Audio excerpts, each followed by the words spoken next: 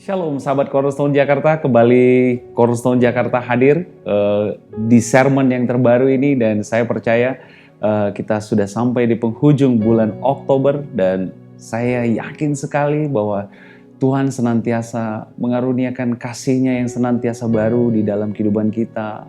Mulai dari awal tahun, kita sudah hampir di penghujung tahun, dan saya yakin bahwa Tuhan Yesus senantiasa ingin memberkati Bapak, Ibu, saudara-saudaraku, dan saya juga percaya bahwa ada hal yang lebih baik yang Tuhan akan sediakan di tahun yang akan datang. Nah, hari ini kita mau belajar sermon, belajar firman Tuhan lagi. Saya mau mengajak kita semua untuk bersatu di dalam doa sebelum kita memulainya. Bapa yang kami kenal dan Bapa yang kami sembah, di dalam nama Tuhan Yesus Kristus, biarlah hikmat marifat daripadamu turun atas kami, sehingga setiap hal yang kami dengar malam ini, hari ini, menjadi sesuatu yang baik bagi kehidupan kami. Firman Tuhan, Injil kasih karunia Tuhan, itulah yang membenarkan kami, itulah yang mengaruniakan kami kehidupan surgawi selama kami ada di dunia ini. Terima kasih Tuhan, dan terima kasih. Kami serahkan pembacaan firman ini ke dalam tangan-Mu. Demi nama Tuhan kami Yesus Kristus, kami telah berdoa dan kami telah mengucap syukur. Amin. Bapak Ibu, sebulan ini kita sudah belajar banyak hal. Di beberapa minggu sebelumnya kita sudah belajar banyak hal bahwa kita perlu senantiasa melekat kepada Yesus agar kita dapat berbuah banyak. Kita belajar dari kitab Yohanes bahwa Yesus berkata, "Akulah pokok anggur dan Bapakulah pengusahanya, dan kita adalah ranting-rantingnya." Dan setiap ranting yang melekat kepada pokok anggur, maka ranting tadi akan senantiasa berbuah. Hari ini pastikan bahwa kita adalah ranting-ranting yang selalu melekat kepada kasih karunia Tuhan.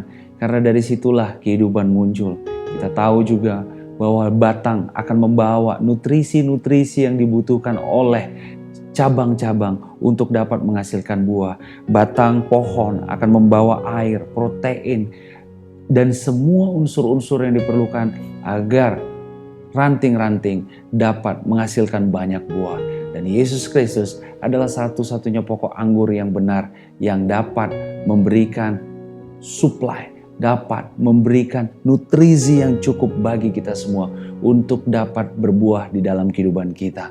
Nah, Bapak Ibu, di sermon juga kita minggu lalu kita sudah belajar bagaimana untuk mempersiapkan diri kita untuk menerima yang terbaik dari Tuhan. Bagaimana Tuhan ingin agar kita senantiasa berjalan tetap di dalam kasih karunia-Nya. Kita selalu prepare for the best. Itu menjadi kata kunci di sermon kita sebelumnya. Kita selalu mempersiapkan diri kita untuk ada hal yang lebih baik yang akan datang, yang Tuhan sediakan bagi kita. Kita juga sudah belajar bagaimana Tuhan memisahkan kita untuk memberkati kita. Kita belajar dari Abraham di 2 minggu yang lalu.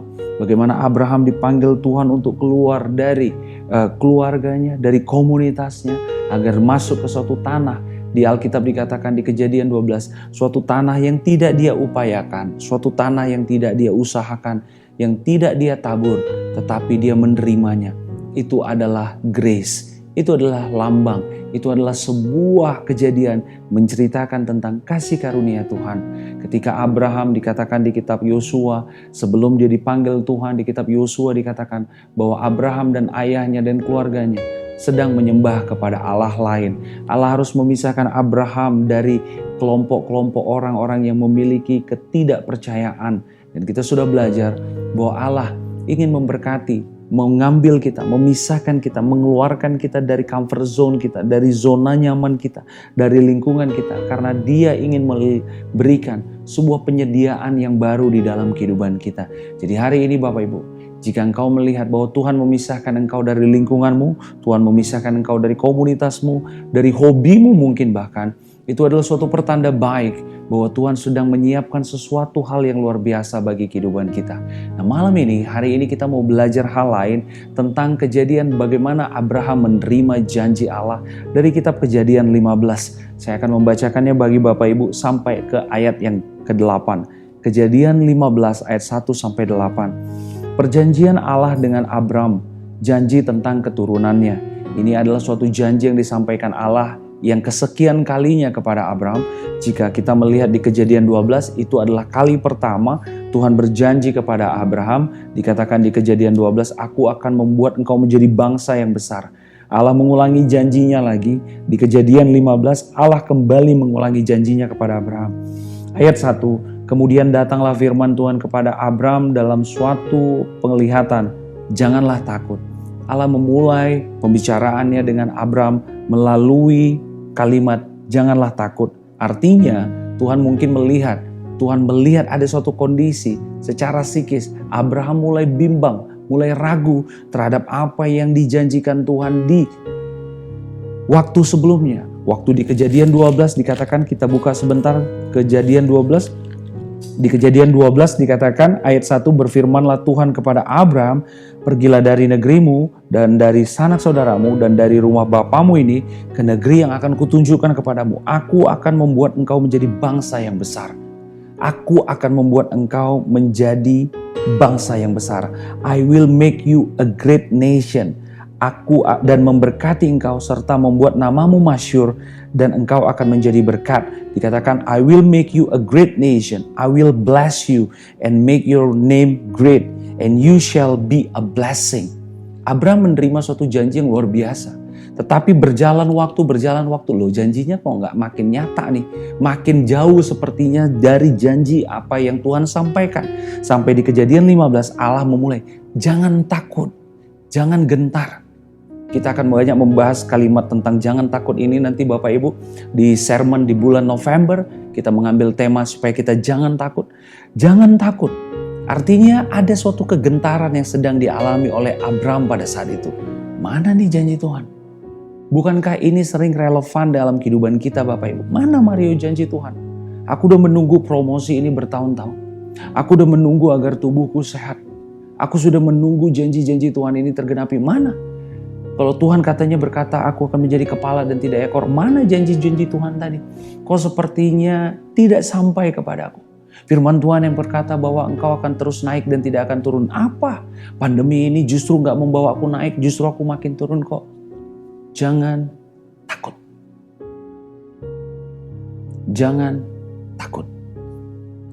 Abraham, akulah perisaimu, upahmu akan sangat besar. Allah harus menekankan kembali janjinya kepada Abraham dengan mengatakan jangan takut, akulah perisaimu, akulah pelindungmu. Akulah pelindungmu terhadap segala ketakutan, terhadap segala kekhawatiran, terhadap segala kecemasan. Hari ini saya dan Bapak Ibu harus mengerti betul siapa Tuhan yang kita sembah. Dia yang kita sembah itu adalah perisai Bapak Ibu.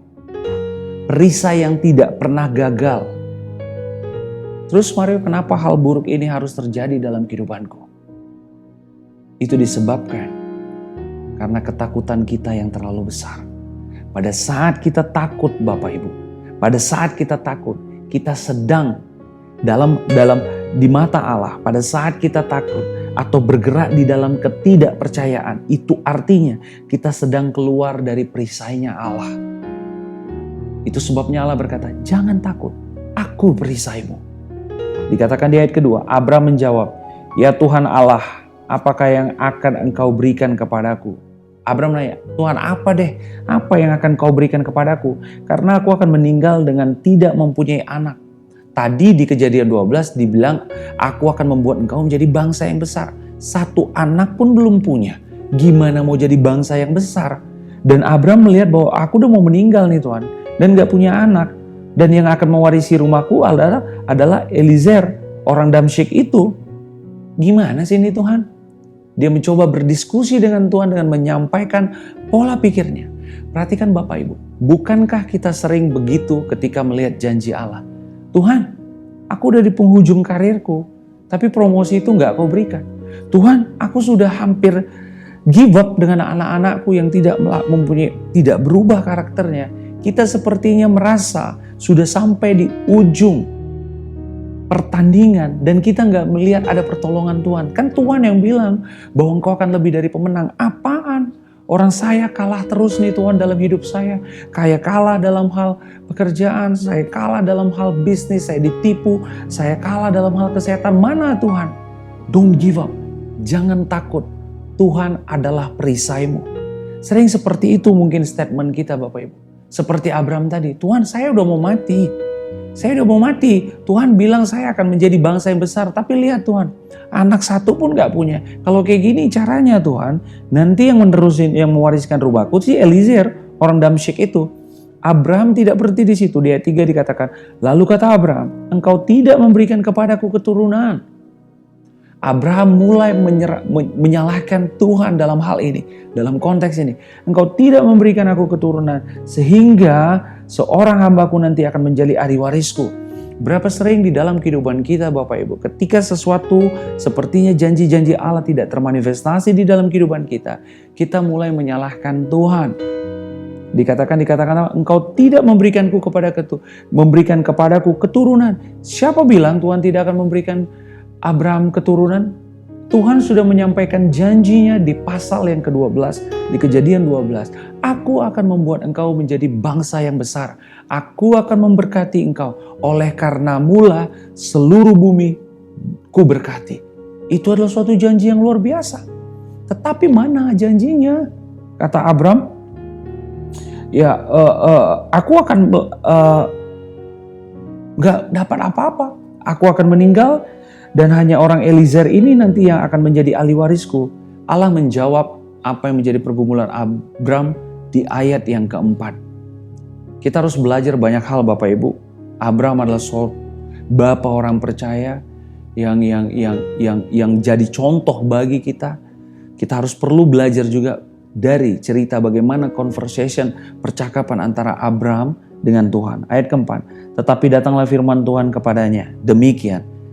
Allah menjawab apa yang disampaikan oleh Abraham tadi di ayat kedua dan ayat ketiga. Orang ini tidak akan menjadi ahli warismu. Allah menegaskan dulu. Yang kau pikir akan menjadi opsimu, itu tidak. Pada saat Abraham melihat bahwa opsinya adalah ahli waris yang akan menjadi ahli waris dia adalah Eliezer, Tuhan berkata, no. Perhatikan mungkin dalam kehidupan kita Bapak Ibu. Sering sekali kita membuat suatu opsi-opsi yang tidak sesuai dengan apa yang firman Tuhan katakan. Kita sudah banyak membahas ini di sermon sebelumnya. Prepare for the best. Opsi yang Allah berikan selalu adalah opsi yang terbaik. Ini yang harus ada di mindset dan pikiran kita. Pada saat itu Abraham cuma berpikir gini, udahlah kalau nggak ada anak sama sekali udah dia aja deh jadi ahli waris rumah saya. Tidak. Bapak, Ibu, dan saya dan kita semua harus terus mempersiapkan diri kita untuk menerima yang terbaik dari Tuhan. Prepare for the best. Yang terbaik dari Allah adalah Abraham akan memiliki anak dari Sarah. Itu yang terbaik. Dan Allah tidak pernah mengubah pilihannya. Allah tidak pernah mengubah apa yang telah Dia tetapkan dari awal. Bahwa anak dari Sarah itu adalah pilihan terbaik. Karena firman yang berkata, apa yang keluar dari mulut Allah itu tidak akan kembali kepada dia dengan sia-sia. Tetapi akan mengerjakan apa yang dia perintahkan. Dan yang dia kerjakan itu akan berhasil. Dan Allah, salah satu karakter Tuhan yang begitu kuat tuh Bapak Ibu adalah, Dia adalah Tuhan yang setia. Setia dengan perkataannya, bahkan ketika kita tidak setia dengan perkataan kita. Apa yang dikatakan Tuhan? Lalu Tuhan membawa Abraham. Dikatakan di ayat 4, tetapi datanglah firman Tuhan kepadanya demikian. Orang ini tidak akan menjadi ahli warismu, melainkan anak kandungmu dialah yang akan menjadi ahli warismu. Itu adalah pilihan terbaik. Lalu Tuhan membawa Abraham keluar serta berfirman. Tuhan membawa Abraham pergi keluar dari kemahnya dan berkata kepada Abraham, coba lihat ke langit. Dia meminta Abraham tuh, gini deh, you lihat ke langit, hitunglah bintang-bintang. Jika engkau dapat menghitungnya, maka firman-Nya kepadanya, demikianlah banyaknya nanti keturunanmu. Tuhan mulai, kalau tadi Bapak Ibu kita melihat di Kejadian 12, bahwa Tuhan masih berkata, I will make you a great nation. Aku akan membuat engkau menjadi bangsa yang besar. Aku akan memberkati engkau. Aku akan menjadi berkat bagi banyak orang, bangsa-bangsa. Itu semua sepertinya hanya ada di perkataan, hanya keluar dari mulut Allah. Hari ini ada satu step yang dilakukan Allah lebih kepada Abraham. Apa step itu? Tuhan menunjukkan bintang-bintang yang ada di langit kepada Abraham dan berkata, hitunglah bintang-bintang tadi yang ada di langit. Jika engkau dapat menghitungnya, demikianlah banyaknya nanti keturunanmu. Perhatikan baik-baik. Allah harus berurusan dengan Abraham di satu level yang baru. Kalau tadi Allah berurusan dengan Abraham dengan perkataannya, dengan pendengaran saja Abraham. Jadi Tuhan yang berkata-kata, Abraham mendengar, dan Abraham masih belum terlalu percaya pada saat itu karena dia masih meragukan tadi. Kali ini Allah menunjukkan janjinya kepada Abraham melalui penglihatan, melalui apa yang dia lihat. Bukankah kita juga sering seperti itu Bapak Ibu? Kita sering sekali memilih untuk mempercayai kalau kita sudah melihat. Kita sering sekali seperti Thomas. Aku akan percaya kalau aku sudah mentusukkan jariku ke tangannya, mentusukkan jariku ke lambungnya, dan memegang kakinya, dan maka aku percaya. Sering sekali kita gitu. Tuhan, beri dulu dong kesembuhannya, beri dulu dong promosinya, beri dulu dong yang aku butuhkan, maka aku percaya. Allah sering sekali harus berurusan di level itu dengan kita. Hari ini Bapak, Ibu, dan saya harus percaya bahkan jauh sebelum kita melihatnya. Mungkin hari ini masih banyak hal-hal yang menjadi pergumulan kita dan sepertinya jalan keluar belum ada. Tetapi jangan takut. Firman Tuhan yang berkata tadi, akulah perisaimu. Jangan takut. Sebelum Bapak Ibu dapat melihat janji-janji Tuhan tadi menjadi nyata, kita perlu mempercayainya. Sampai akhirnya Tuhan harus menunjukkan, saya percaya. Kenapa Tuhan gak melakukan saja dari awal di Kejadian 12. Tuhan langsung bilang gini, Abraham sini deh, aku akan membuat engkau menjadi bangsa yang besar. Lihat langsung ke langit, lihat bintang-bintang, engkau bisa menghitungnya, nanti segitu banyak. Tetapi hidup di dalam Tuhan, itu proses Bapak Ibu. Tuhan melihat membentuk Abraham berlahan-lahan. Sampai Abraham akhirnya sepertinya give up. Di Kejadian 15, udah aku give up deh. Gak ada yang akan keturunanku, aku udah mau mati, aku gak punya keturunan. Gak kata Tuhan, sabar. You lihat itu bintang-bintang di langit. Jika engkau dapat menghitungnya, maka sebegitu banyaklah keturunanmu. Apa yang dikatakan? Lalu, ayat ke-6. Ini menjadi key point kita Bapak Ibu. Lalu percayalah Abraham kepada Tuhan. Ini adalah titik balik di mana Abraham percaya terhadap janji Tuhan. Pada saat dia sudah melihatnya secara fisik. Hari ini mungkin Tuhan tidak memanggil kita secara pribadi keluar dari rumah baru, lihat langit. Tapi hari ini Tuhan sudah memberikan janji-janjinya di dalam Alkitab. Di dalam firman Tuhan ini. Mari Bapak Ibu, pada saat engkau membaca firman Tuhan ini, pada saat engkau membaca apa yang Tuhan janjikan di dalam firman ini, Bapak, Ibu, dan saya harus mulai dapat melihat itu terjadi. Kalau firman Tuhan berkata, by His stripes, oleh bilur-bilurnya aku telah sembuh. Hari ini lihat anggota tubuhmu mungkin yang sedang sakit.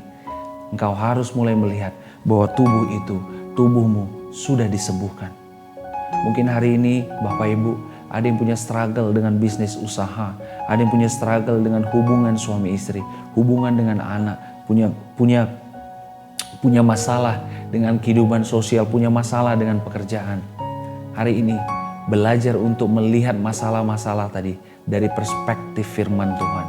Sama seperti Abraham, pada saat dia melihat ke langit, dia melihat bintang tadi secara fisik. Matanya, mata jasmaninya melihat dengan fisik. Hari ini Bapak Ibu dapat melihat janji-janji Tuhan tadi di dalam firman. Setiap kali ada suatu hal yang terjadi di dalam kehidupan kita, jangan hanya melihat dengan mata jasmani Bapak Ibu.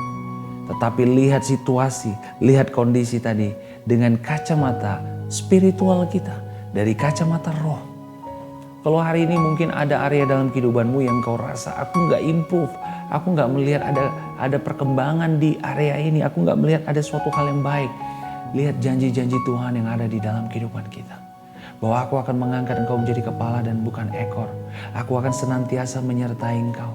Aku sekali-kali tidak akan meninggalkan engkau. Jadi pada saat pun mungkin engkau ada di dalam suatu interview, engkau ada di dalam suatu presentasi yang membutuhkan hikmat, engkau tahu bahwa tangan kanan Tuhan yang kuat itu yang memberikan kemenangan. Lihat dengan detail bahwa setiap hal itu ada kacamatanya dari perspektif firman Tuhan. Pada saat engkau mungkin merasa begitu banyak tekanan dari kiri dan kanan, di kantor difitnah, di pekerjaan kita sepertinya dikerjain orang gak respect, gak sayang sama kita. Ingat firman Tuhan yang berkata bahwa setiap senjata yang ditempa terhadap engkau tidak akan berhasil. Dan setiap tuduhan yang dituduhkan kepada engkau akan engkau buktikan bersalah di pengadilan. Yes, jadi pegang firman Tuhan, pakai firman Tuhan tadi untuk melihat secara rohani. Di dalam roh kita dapat melihatnya. Maka apa dikatakan? Lalu dikatakan, lalu percayalah Abram kepada Tuhan. Maka Tuhan memperhitungkan hal itu kepadanya sebagai kebenaran. Apa yang diperhitungkan Tuhan di dalam kehidupan kita sebagai kebenaran? Bukan perbuatan kita. Yang diperhitungkan Tuhan sebagai kebenaran di dalam kehidupan kita sebagai orang-orang yang telah hidup di zaman sesudah Yesus mati. Yang diperhitungkan Tuhan adalah Yesus Kristus yang ada di dalam kita. Kita, firman Tuhan yang berkata Bapak Ibu, bahwa kita adalah kebenaran Tuhan di dalam Yesus Kristus. Dan Allah memperhitungkan itu. Allah memperhitungkan ada hal yang benar di dalam kehidupan kita. Bukan perbuatan kita, bukan ketaatan kita. Tetapi karena ada roh anaknya di dalam kita. Ada Yesus Kristus di dalam kita. Maka Allah memperhitungkan itu sebagai sebuah kebenaran. Dan Bapak Ibu, saudara-saudaraku yang terkasih, saya ingin menyampaikan bahwa di dalam kehidupan kita sering sekali kita bingung. Kita nggak tahu bagaimana cara melihat sesuatu masalah. Sering sekali kita nggak punya cara yang tepat untuk melihat suatu kondisi. Sering sekali kacamata kita sempit. Kacamata yang kita pakai itu selalu kacamata duniawi. Kacamata yang kita pakai selalu kacamata yang angle-nya itu, sudut pandangnya itu selalu dari perspektif dunia. Tuhan perlu menarik Abram keluar dari comfort zone-nya. Tuhan perlu menarik Abram keluar dari zona nyamannya. Agar dia dapat melihat janji Tuhan itu nyata. Sehingga Allah menarik Abram keluar dari kemahnya dan berkata, Abram, you lihat itu langit. Di langit ada banyak sekali bintang. Kalau kamu bisa hitung, sebegitulah banyaknya keturunanmu. Dan akhirnya Abram percaya dan lalu Allah memperhitungkan itu sebagai sebuah kebenaran. Hari ini Bapak Ibu, berjalanlah senantiasa di dalam kebenaran firman Tuhan. Belajar untuk tidak terlalu mempercayai apa yang mata kita lihat dan apa yang telinga kita dengar. Karena iman timbul hanya dari pendengaran Bapak Ibu. Pendengaran akan firman Kristus. Jadi hari ini kalau telinga kita banyak mendengar hal-hal yang tidak berbicara tentang Kristus, tentang Yesus, maka iman tidak timbul. Ketika iman tidak timbul, maka cara pandang kita terhadap sesuatu itu pasti akan tidak sesuai dengan firman Tuhan, tidak sesuai dengan firman Tuhan.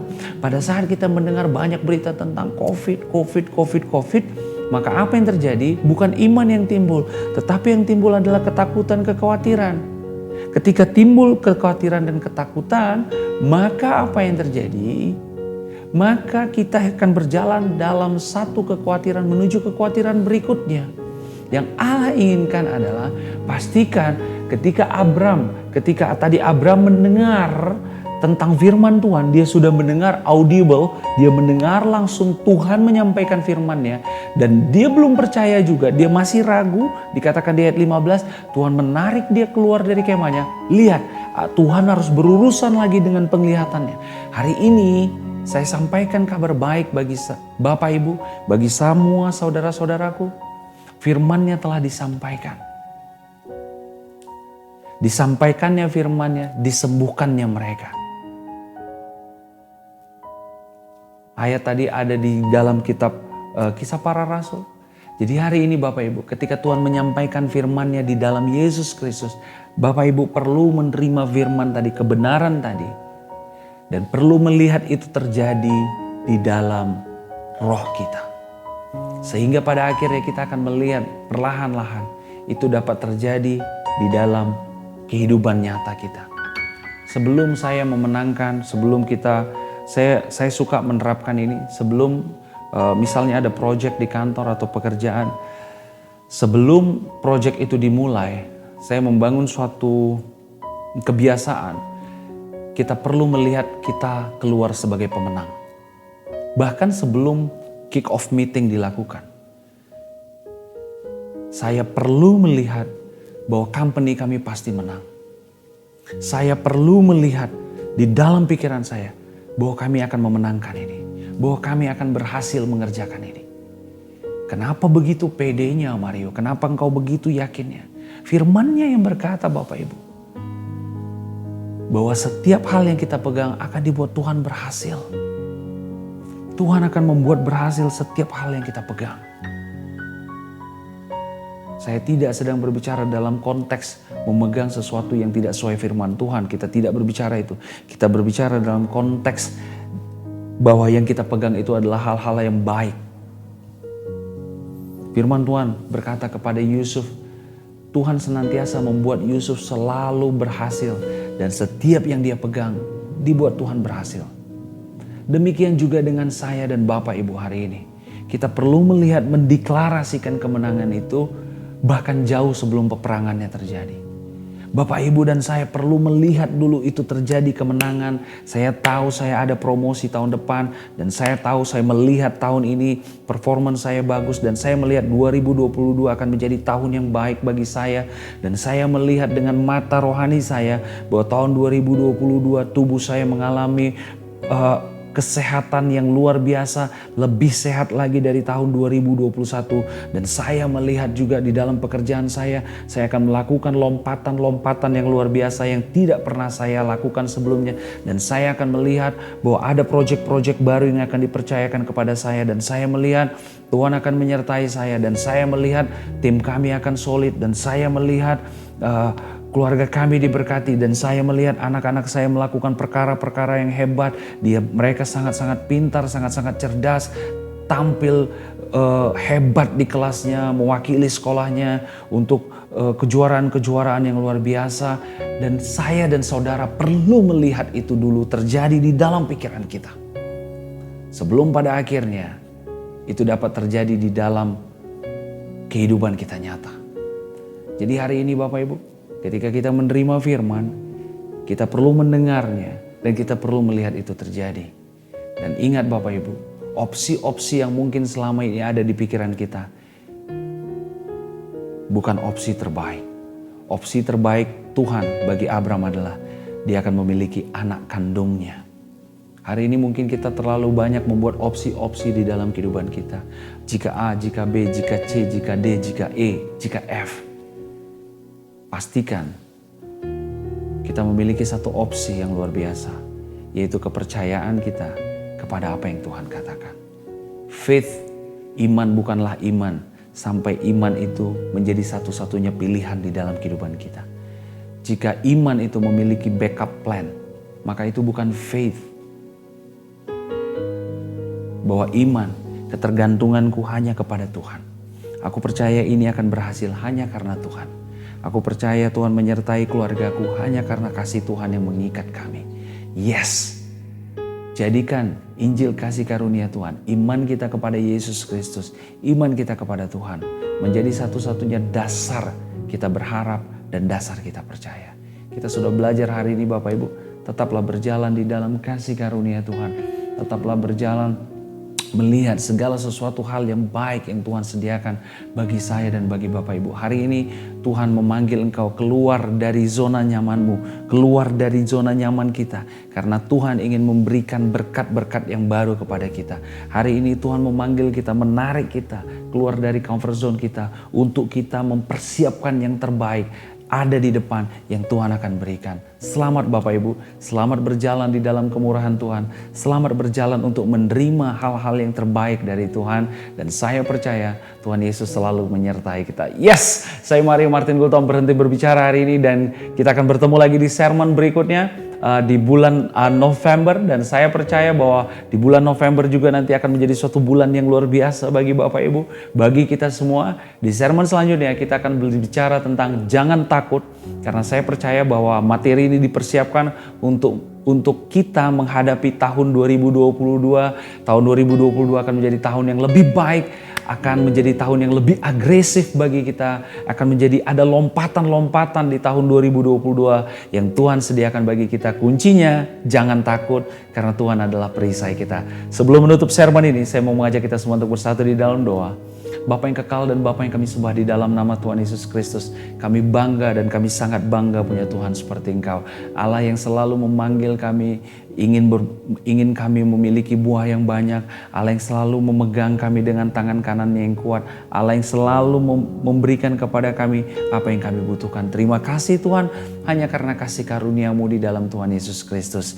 Terima kasih Bapa, dalam nama Tuhan Yesus Kristus kami telah berdoa dan kami telah mengucap syukur. Amin. Saya Mario Martin Gultom berhenti berbicara hari ini. Bapak Ibu, kita bertemu lagi di dalam sermon selanjutnya. Saya percaya kasih karunia Tuhan cukup untuk memberkati engkau. Kasih karunia Tuhan itulah yang akan menuntun kita berjalan di air yang tenang dan membaringkan kita di padang rumput yang hijau.